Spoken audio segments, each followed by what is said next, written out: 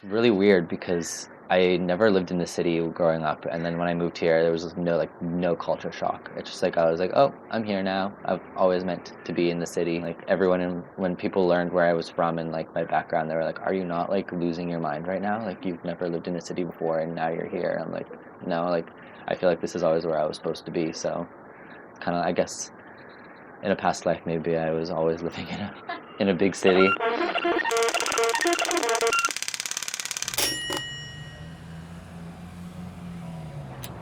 My name's Evan Ducharme. I'm the creative director of my eponymous fashion label.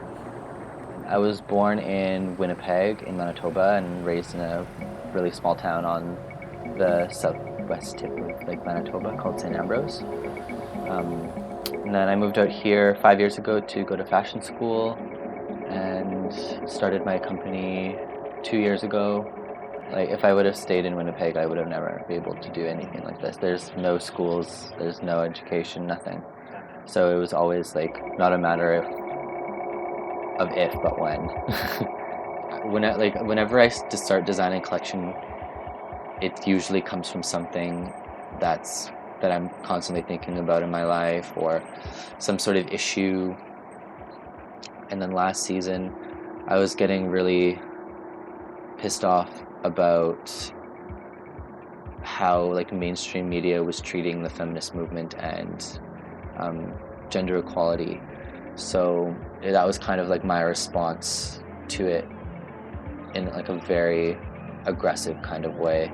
Like it was just about taking gender norms out of clothing and just having it be what it is.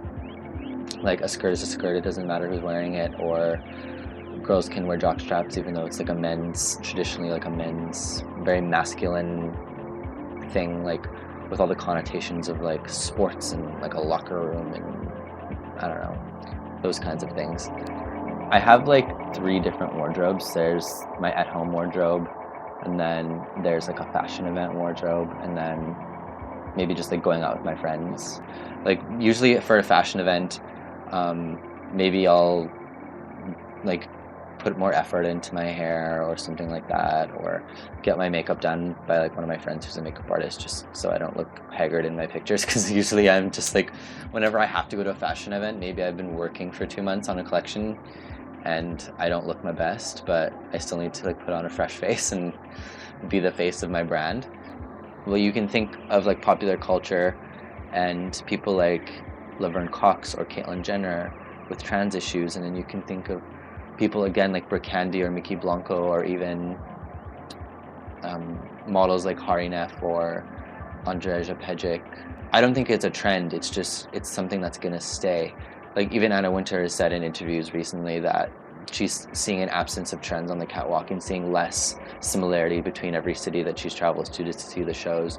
So I think from my point of view anyway, and my intent on using my brand as a way to express these causes, I guess you could say, it's about not making it a trend. It's about making it something like this is the way it should be.